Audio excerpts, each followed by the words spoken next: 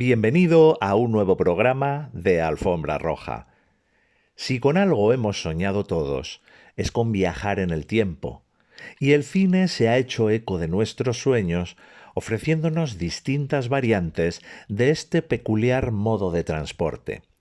Entre toda la filmografía existente sobre este apartado de la ciencia ficción, destaca sin ninguna duda un film que hizo y continúa haciendo las delicias de todos los espectadores. Título principal y emblemático que reina sobre todas las demás películas de viajes temporales. Hoy retrocedemos verdaderamente en el tiempo al año 1985 para atravesar nuestra querida alfombra hablando de ciencia ficción, coches voladores y un condensador de flujo. Hoy, en Alfombra Roja, Regreso al futuro.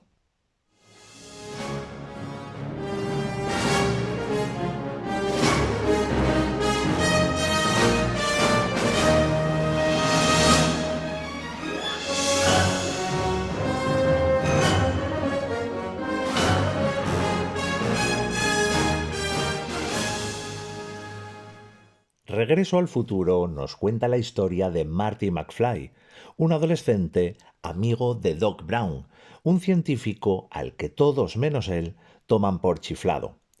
Cuando Doc crea una máquina para viajar en el tiempo en un DeLorean, Marty viaja accidentalmente al año 1955, 30 años antes. Allí se encontrará con sus padres cuando eran jóvenes, pero impide su primer encuentro. A partir de entonces, Marty deberá, por un lado, conseguir que sus padres se enamoren de nuevo y, por otro, regresar a 1985. La película fue dirigida por Robert Zemeckis, cineasta responsable de títulos como Forrest Gump, Náufrago o Contact. Para el rol de Marty McFly se contó con el actor Michael J. Fox, a quien hemos visto en films como Teen Wolf, de pelo en pecho, Mars Attacks o Conserje a su medida. Christopher Lloyd encarna a Doc Brown y lo hemos podido disfrutar en títulos como La familia Addams, Quién engañó a Roger Rabbit o Alguien voló sobre el nido del cuco. Lea Thompson se mete en la piel de Lorraine Baines. En su filmografía destacan títulos como Howard, un nuevo héroe, Daniel el Travieso y La fuerza del corazón. Thomas F. Wilson encarna al malvado Biff Tannen y hemos disfrutado de su interpretación en cintas como Cuerpos Especiales, Nacida Salvaje y Andersonville. Crispin Glover aceptó el rol de George McFly y tiene en su haber películas como Alicia en el País de las Maravillas, Los Ángeles de Charlie o Beowulf. Y para interpretar a Clara Clayton se contó con Mary Steenburgen, a quien hemos visto en otras películas como Filadelfia, La casa de mi vida o ¿A quién ama Gilbert Grape? Regreso al futuro es la joya de la corona de las producciones de Amblin de los 80 y es la máxima definición de lo que eran las producciones juveniles de la época, siendo de lejos su mejor exponente. La película está dirigida por Zemeckis y escrita por el propio director y su amigo Bob Gale. La producción corrió a cargo de Steven Spielberg. La idea de la película, según Gale, se le ocurrió tras hojear el anuario del instituto de su padre. Fue entonces cuando pensó cómo sería si él y su padre fueran amigos cuando éste era un adolescente. Se reunió entonces con Robert Zemeckis para escribir el guión. Columbia Pictures era inicialmente la productora encargada del proyecto, pero la Major aparcó la película, por lo que Zemeckis quiso vender el film a otras productoras, entre ellas Disney, quien la rechazó por considerar que una película que narraba cómo una madre se enamoraba de su propio hijo no era apropiada para un sello como el suyo. Steven Spielberg, productor de las dos anteriores películas como el director de Zemeckis, se decidió a producirla, pero el proyecto quedó de nuevo aparcado mientras Zemeckis se fue a rodar Tras el corazón verde. Después del éxito de la película protagonizada por Michael Douglas, al director le llovieron las ofertas para realizar Regreso al futuro, pero Zemeckis decidió que el encargado de producirla fuera la única persona que había querido hacerla desde el principio, Steven Spielberg. Para el papel principal, Zemeckis lo tuvo muy claro.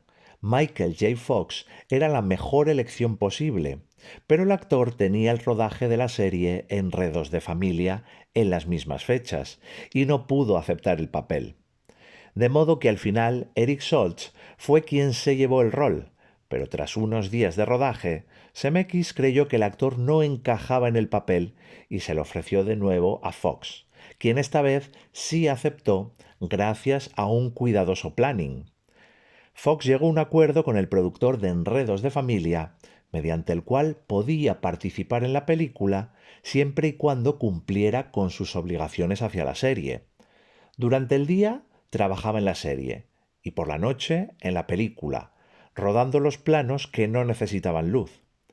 Su horario era de 6 de la tarde a 6 de la mañana y los fines de semana filmaban los planos correspondientes a las escenas de día. Fox durmió de media 3 horas al día durante 3 meses. Se realizaron varios cambios en el guión antes de dar con el definitivo.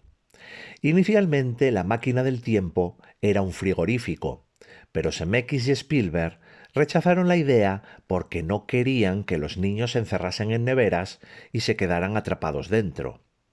En esa versión del guión, el combustible que hacía posible los viajes temporales era la Coca-Cola. En la tercera versión, la máquina del tiempo ya era un DeLorean, pero para poder viajar del 55 al 85, Marty y Doc llevaban el coche hasta Nuevo México y aprovechaban la energía de una prueba atómica para realizar el salto. La escena fue considerada demasiado cara y fue cambiada por la idea de aprovechar la energía de un rayo. El guión de la película roza la perfección y está lleno de detalles que lo elevan a otra categoría. Ideas como Lorraine siendo de adulta una mujer conservadora, pero que cuando Marty la conoce de joven, descubre que es una chica de lo más lanzada. La perplejidad de Doc cuando Marty le dice que el presidente en 1985 es el antes actor Ronald Reagan. Brown bromea con que la primera dama sea Jane Wyman. Marty tocando en el baile del instituto de sus padres cuando no pudo hacerlo en el suyo. O el planteamiento a dos bandas, por un lado de Lorraine enamorándose sin saberlo de su propio hijo, mientras él intenta que sus padres se enamoren de nuevo. Con Regreso al futuro, Robert Zemeckis demostró todo su potencial tras las cámaras, cosa que ya había apuntado en películas anteriores y que consolidaría en títulos como ¿Quién engañó a Roger Rabbit? Y Náufrago. Cada plano de la película es perfecto y está ajustado al milímetro. Su sentido del ritmo y la planificación son envidiables y a la altura de su maestro, Steven Spielberg, como lo demuestran momentos como la secuencia en la que Doc explica a Marty cómo funciona la máquina del tiempo, filmada con una precisión aplastante, la persecución que enfrenta a Marty en monopatín y a Biff y sus compinches en coche, o la memorable escena en la que Marty toca Johnny B. Good tras el primer beso de sus padres. El viaje en el tiempo de Marty a 1955 es sólo el comienzo de la mejor película de entretenimiento de los 80. Lo que viene después es una aventura totalmente disfrutable sobre paradojas temporales, genios chiflados, amoríos incestuosos, choques culturales, relaciones entre padres e hijos, rock and roll, rayos de 1,21 gigavatios y la mejor máquina del tiempo jamás vista en el cine. La mezcla de todos esos ingredientes dan como lugar una película irrepetible y que ha hecho las delicias de todos una y otra vez.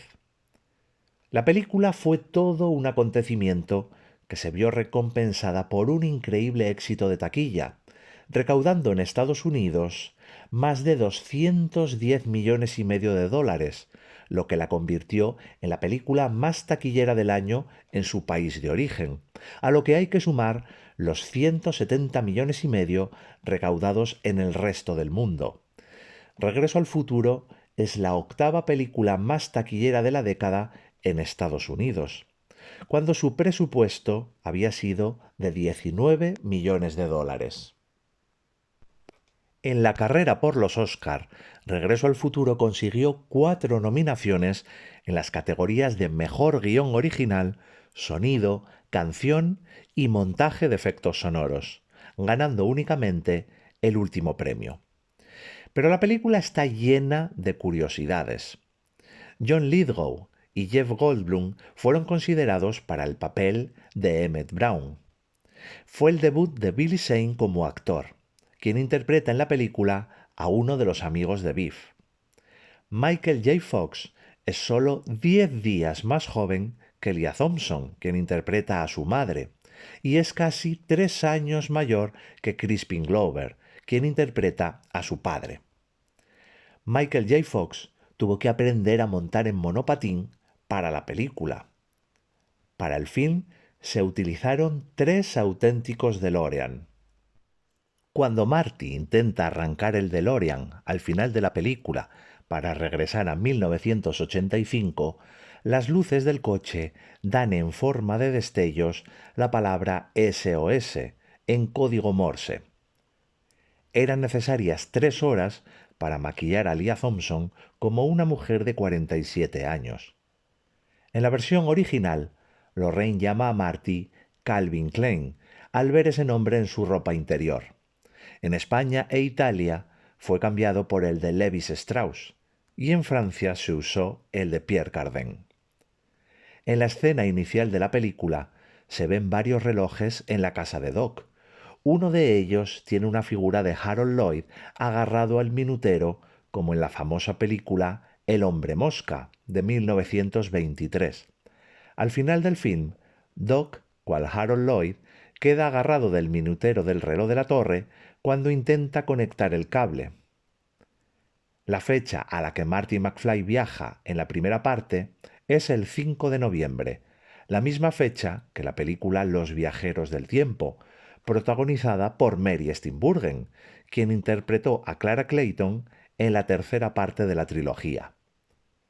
Cuando Marty intenta asustar a su padre, caracterizado como Darth Vader, usa una canción de Van Halen, sin título, escrita originalmente para la película The Wildlife, protagonizada por Lea Thompson.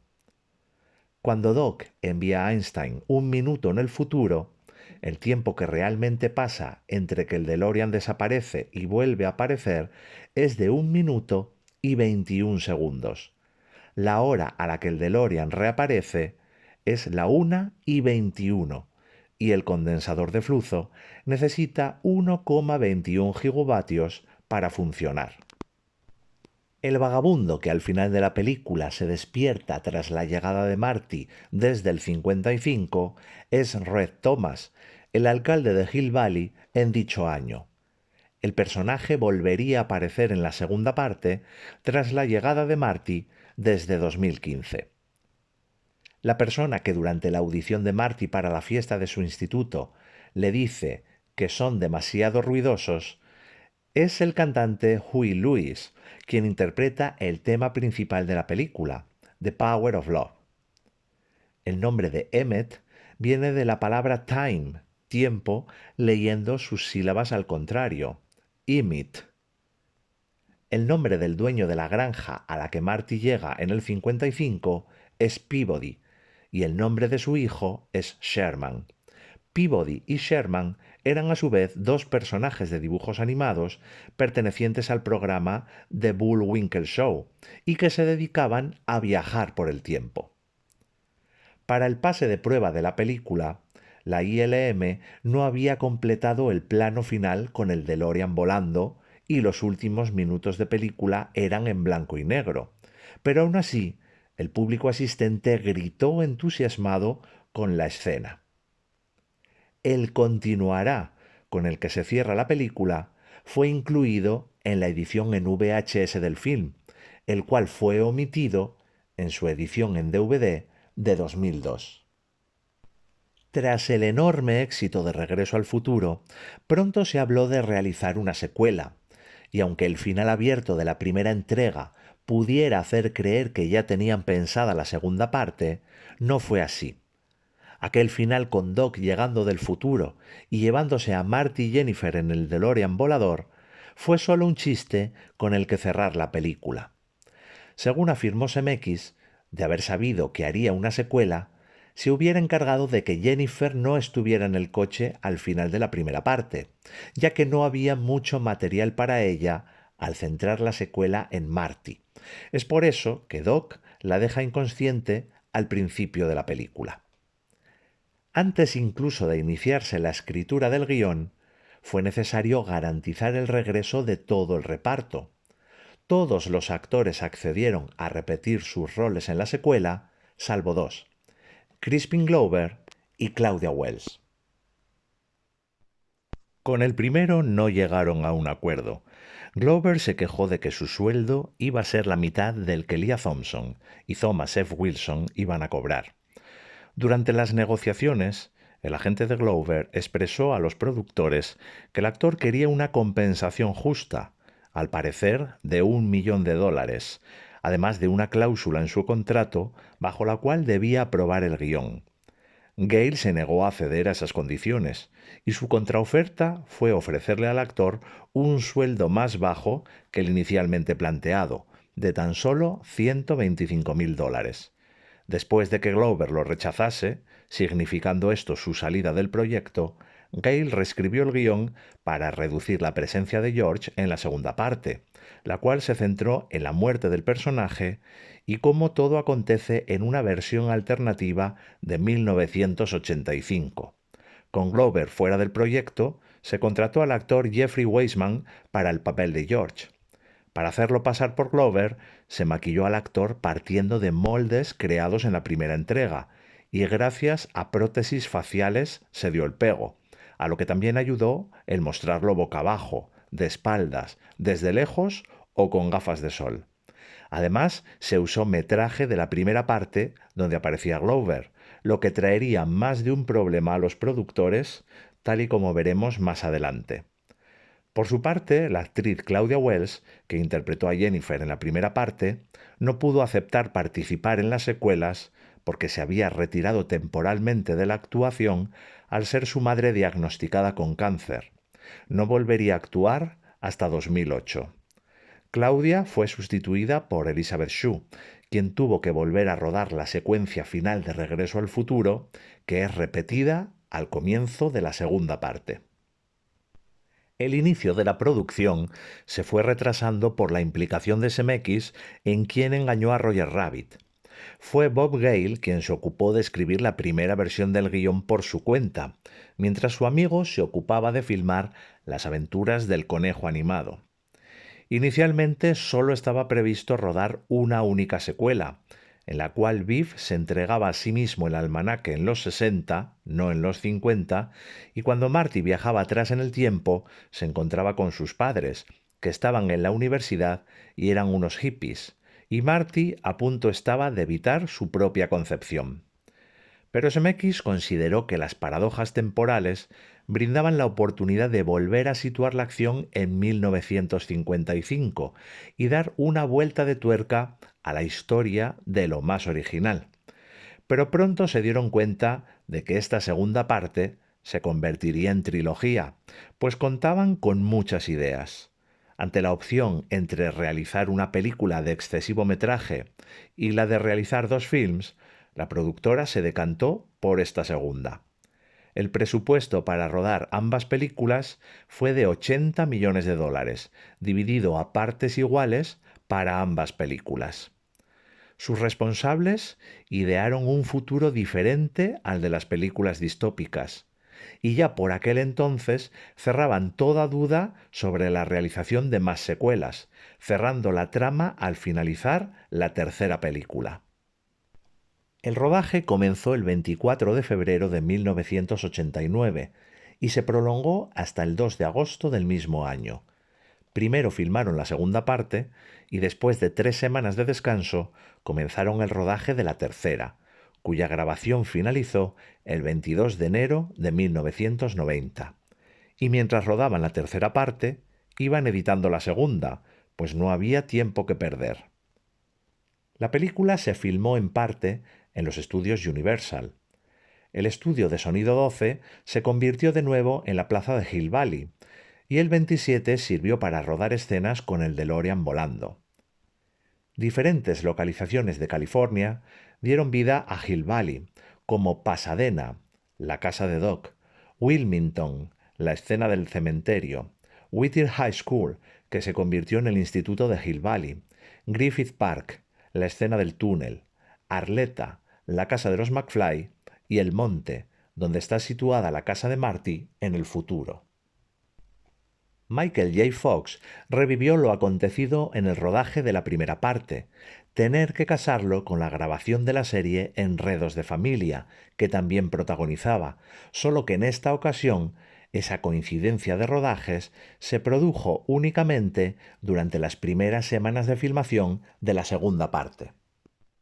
Y para hacerlas más llevaderas, Fox habló con los guionistas de la serie para que redujeran la presencia de su personaje, que se encontraba en su séptima y última temporada, cosa que hicieron durante un par de semanas, lo que ayudó al actor a sobrellevar ambos rodajes.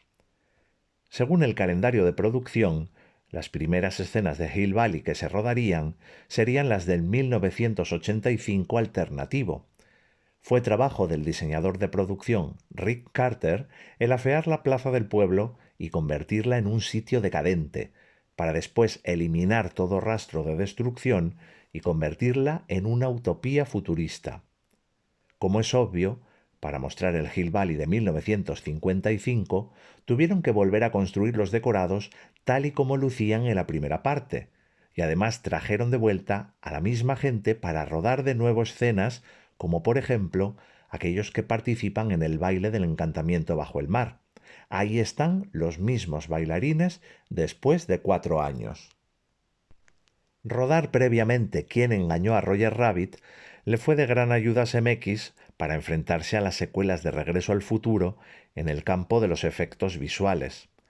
Todas las técnicas imaginables fueron empleadas para dar vida a las nuevas aventuras de Marty McFly, desde CGI, cuando apenas existía dicho sistema, pasando por efectos físicos y ópticos, e incluso se inventaron nuevas técnicas. No es de extrañar que la película fuera nominada al Oscar en la categoría de mejores efectos visuales. Los trucos para hacer volar a los monopatines trajeron varios quebraderos de cabeza al equipo, y fueron la mezcla de distintos tipos diferentes de técnicas, como usar cuerda de piano, para lo que se construyeron los sets con líneas para disimular los cables, arneses ocultos bajo la ropa de los actores que eran movidos por una grúa, pantalla azul e incluso se usaron espejos para hacer flotar el monopatín sobre el agua, colocándolos debajo del mismo. Para hacer volar más fácilmente al DeLorean, se construyeron varios modelos en fibra de vidrio. La mayoría de actores principales tuvo que utilizar maquillajes para envejecer su aspecto.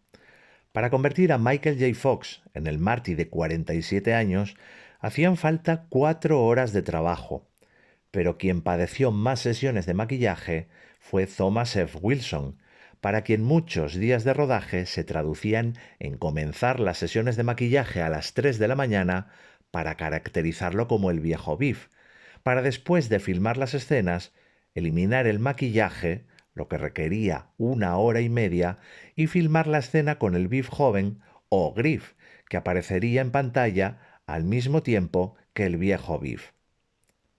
La película llegó a las pantallas el 22 de noviembre de 1989. La taquilla en los Estados Unidos respondió favorablemente y la recaudación ascendió a 118,5 millones de dólares, siendo la sexta película más taquillera del año en territorio norteamericano, y la recaudación final a nivel mundial fue de casi 332 millones de dólares, situándose como la tercera producción más taquillera del año, solo superada por Indiana Jones y la Última Cruzada y Batman. La tercera parte llegaría solo 6 meses después. Pero hubo algo que empañó el éxito de la película: la demanda que Crispin Glover interpuso a los responsables del film por usar sin permiso su imagen. Varios planos de Regreso al Futuro donde aparecía el actor fueron usados en la segunda parte. No se llegó a juicio, ya que la Universal llegó a un acuerdo con el actor por $765.000 si éste retiraba la demanda. Después de lo acontecido, el gremio de actores del cine introdujo nuevas reglas sobre el uso ilícito de los actores. Por su propia naturaleza, la película deja de ser la típica secuela hecha para aprovecharse del éxito de la primera entrega, para convertirse en una película con personalidad propia, que al mismo tiempo es coherente con la propia saga. Y al repetir los acontecimientos vistos en la primera parte, dándoles una nueva vuelta de tuerca, eleva la película a otro nivel, y al mismo tiempo parece reírse de esas secuelas que son similares a la primera entrega, pero aquí consigue que eso sea su punto fuerte y resultar totalmente novedosa. El Marty del futuro se convierte en el George McFly de esta segunda parte, un perdedor, ninguneado por otra persona, en esta ocasión Needles en lugar de Biff, e incluso se repite el hecho de que Jennifer se casó con él por lástima, tal y como Lorraine había hecho con George.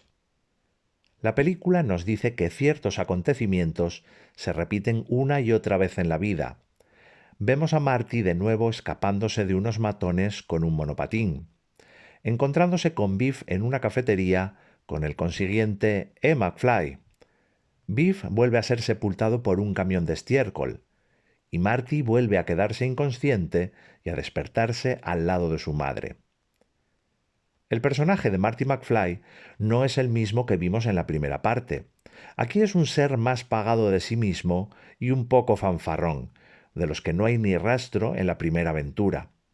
Cambiaron cosas del personaje para profundizar más en él y que tuviera su propia historia a desarrollar, su evolución a través de un arco argumental más grande y ambicioso, algo que se resolvería en la tercera parte con un Rolls Royce de por medio. También se revela como un ser codicioso cuando se quiere aprovechar del almanaque deportivo en su propio beneficio, algo que no haría el Marty de la primera parte. Este acercamiento de McFly al lado oscuro altera el curso de la historia y a través de Biff, Marty debe pagar por sus pecados y arreglar el desastre que él mismo ha ayudado a crear. Biff evoluciona en un supervillano. Aquel macarra estúpido de la primera parte se convierte en la némesis más perversa de Marty McFly. Incluso mata a su padre en el 1985 alternativo. El personaje sigue siendo tan cretino como siempre. Su gran plan se lo roba a Marty. El poder lo corrompe y es la muestra de lo que le habría podido ocurrir a McFly si éste no tuviese a su lado su brújula moral, que es Doc. Y hablemos del DeLorean. Si en la primera parte el coche se convirtió por derecho propio en la mejor máquina del tiempo de la historia, el DeLorean volador de la segunda está fabricado con el material con el que se hacen los sueños. La imagen del coche volador es ya todo un icono, lo mismo que los monopatines voladores que se convirtieron al instante en el sueño de todo niño. La película se adelantó al futuro al pronosticar cosas como las Google Glass, las videoconferencias, los drones, videojuegos en los que no hay que usar las manos, televisiones con múltiples canales o el uso de huellas dactilares. Puede que no acertara en otras cosas, pero ahí dio en el blanco. Se suele decir que segundas partes nunca son buenas. Esta película reescribe la historia para ser la excepción a la regla. Esta segunda película también tiene multitud de curiosidades. Entre las series de televisión que se pueden ver en los televisores del café de los 80 se incluyen Enredos de familia y Taxi, protagonizadas por Michael J. Fox y Christopher Lloyd respectivamente. Gracias a la tumba de George McFly, sabemos que su segundo nombre es Douglas y además que nació el 1 de abril de 1938. Esta es la única entrega en la que Marty no conduce el DeLorean ni una sola vez. Y también la única película de la saga que no termina con una máquina del tiempo volando directamente a cámara. La película significó el debut de Elijah Wood. Es uno de los niños que habla con Marty en la máquina recreativa del Café de los 80. La película se adelantó en el tiempo. En el Café de los 80 se muestran 4 tipos distintos de Pepsi: original, Diet, Max y Perfect. Pepsi Max se hizo realidad en 1993 en Europa y llegó a los Estados Unidos en 2007. La cornisa de la Torre del Reloj que Doc rompió en 1955 todavía sigue rota en 2015. Al estreno en Londres acudió la familia real y Christopher Lloyd se sentó muy cerca de Lady Di. El actor recordaba que el momento en el que ella se rió más fuerte fue cuando el camión con estiércol vierte su contenido sobre Biff. La camisa que Doc lleva en la mayor parte de la película muestra a unos vaqueros a caballo y un tren, como presagio del final de la tercera parte. La fecha del periódico que Doc le muestra a Marty sobre el futuro es la del 22 de octubre, que es el cumpleaños de Christopher Lloyd. En el 1985 alternativo, el presidente de los Estados Unidos es Richard Nixon, quien ha sido elegido para su quinto mandato. Esto lo descubrimos gracias al periódico que Doc muestra a Marty, con la noticia de que el científico fue encerrado en una institución mental. El monopatín volador de Griff originalmente se llamaba Perro Rabioso, a modo de presagio del personaje que aparecería en la tercera parte. Al final, al monopatín se le puso el nombre Pitbull. Los coches que vemos en 2015 son principalmente Ford Probes y Mustangs modificados y también varios prototipos, pero además podemos ver entre ellos un Spinner de Blade Runner y el Starcar de Starfighter. Carl Sagan consideró a Regreso al Futuro 2 la mejor película sobre viajes en el tiempo jamás hecha. Alabó la precisión a la hora de hablar sobre múltiples líneas temporales y lo que sucedería con ellas si realmente se pudiese viajar en el tiempo. La torre del hotel del casino de Biff era realmente la del Plaza Hotel y Casino de Las Vegas. En el futuro, cuando Doc y Marty ven cómo el periódico del USA Today cambia ante sus ojos, se puede leer la noticia de que Washington se prepara para la visita de la reina Diana. Lady Di nunca fue reina y murió 8 años después del estreno de la película. Solo una escena de Regreso al Futuro 3 se filmó durante el rodaje de la segunda parte. Fue aquella en la que Jennifer se despierta en el porche de su casa. Después de rodar la escena en la que Marty y Doc la dejan inconsciente en el porche en el 1985 alternativo, todo el equipo esperó a que amaneciese para rodar la escena perteneciente a la tercera parte. Michael J. Fox cobró $5 millones por protagonizar la película, el mismo sueldo que cobró por la tercera entrega. La versión estrenada en cines acababa con un terminará y después se mostraba un teaser de Regreso al Futuro 3. Originalmente en esta tercera parte, Marty llegaba por error al año 1888 en lugar del 85, por no entender la letra de Doc, pero esto fue cambiado en el guión final. Se eligió 1885 porque era exactamente 100 años antes de 1985. El guión de Regreso al Futuro 3 se completó el 6 de julio de 1989. Como le había sucedido en la segunda parte, Michael J. Fox tuvo que interpretar varios papeles. Además de Marty, dio vida a Seamus McFly, un antepasado del primero. Y como se trataba de un western, Fox tenía que montar a caballo en varias escenas, y por esa razón aprendió a hacerlo a marchas forzadas. A diferencia de las anteriores entregas de la saga, el actor estuvo libre de su trabajo en Enredos de Familia y pudo dedicarse a tiempo completo a la película. Al tratar de planificar este film, se decidió que se había hecho todo lo posible con la familia de Marty, así que se concentraron en Doc. De esa forma, Emmett Brown cobró un mayor protagonismo, algo que le dio a Christopher Lloyd la oportunidad de lucirse más que en las anteriores entregas de la trilogía, e incluso tener un interés amoroso. Y ese personaje fue el de Clara Clayton, el cual se escribió con Mary Steenburgen en mente. La actriz era toda una experta en viajes temporales, como demostraba su participación previa en Los pasajeros del tiempo.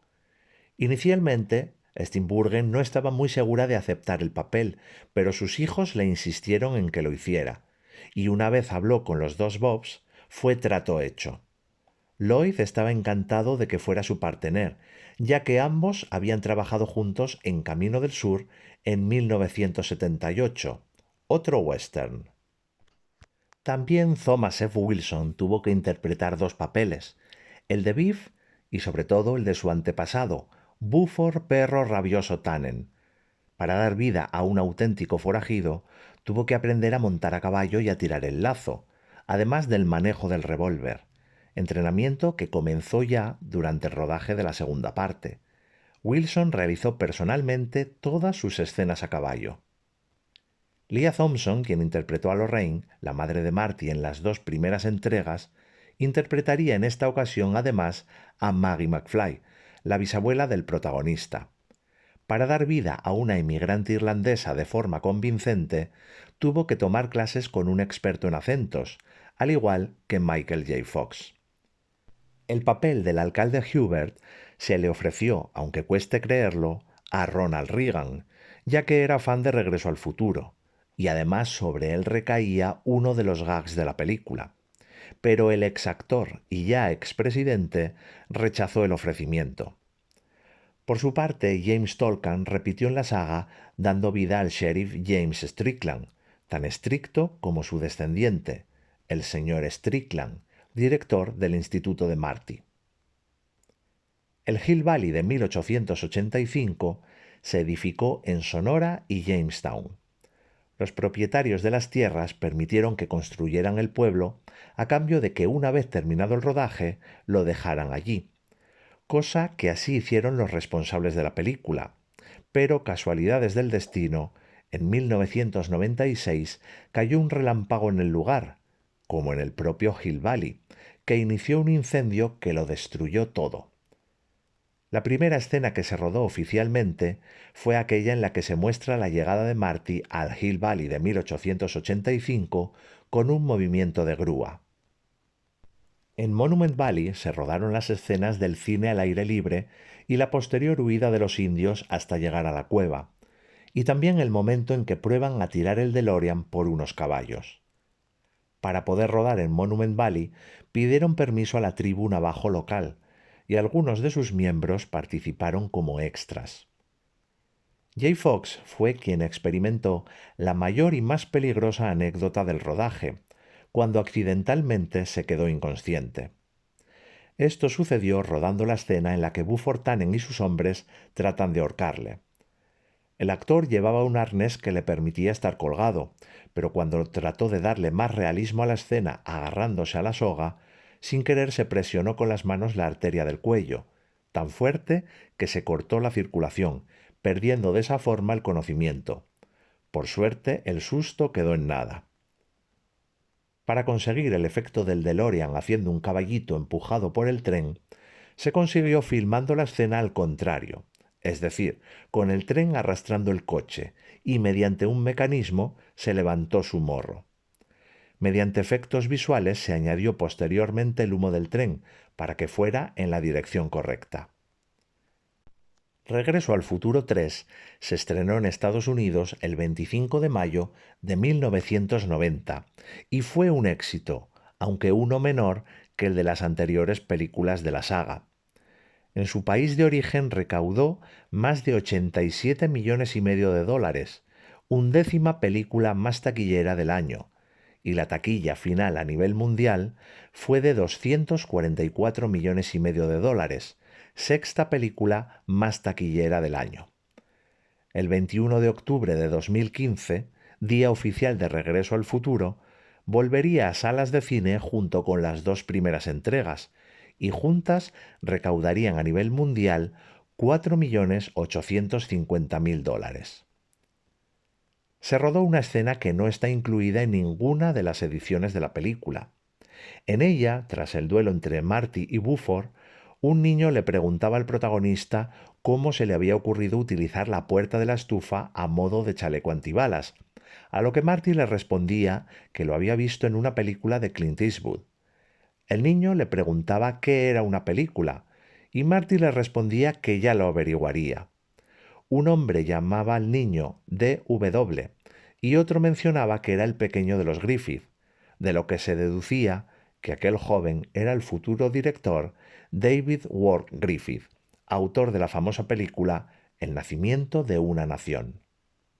Lo que es digno de aplaudir es que los creadores decidieran destruir el DeLorean, porque además de ser un momento de lo más espectacular, transmite una sensación de auténtico final que de otra forma no habría tenido la película. Aunque en el epílogo aparece una locomotora que viaja en el tiempo, como broma final. Marty se hace llamar en 1885 Clint Eastwood, así que los responsables de la película le pidieron permiso a este actor para usar su nombre, algo que hizo de buen agrado.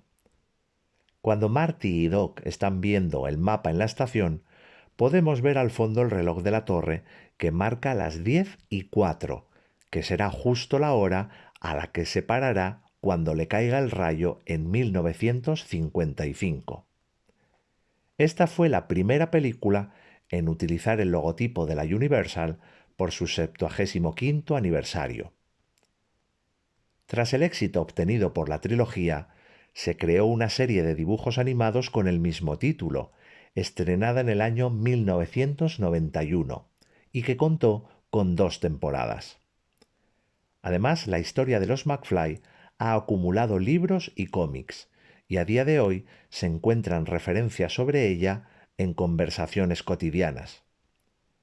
Lo que la trilogía consiguió es que todos soñásemos con viajar a través del tiempo, y eso lo hizo mediante una trama espléndida, un guión redondo y una historia fascinante. Podemos volver una y otra vez a montarnos en el DeLorean y movernos entre el pasado, el presente y el futuro, porque, como dijo Doc Brown, ¿carreteras? A donde vamos no necesitamos carreteras. Y hasta aquí el programa de hoy. Espero que lo hayas disfrutado y, como siempre, dale me gusta, coméntalo, suscríbete al canal y pásalo a todos tus contactos. Nos vemos la próxima semana aquí, en Alfombra Roja.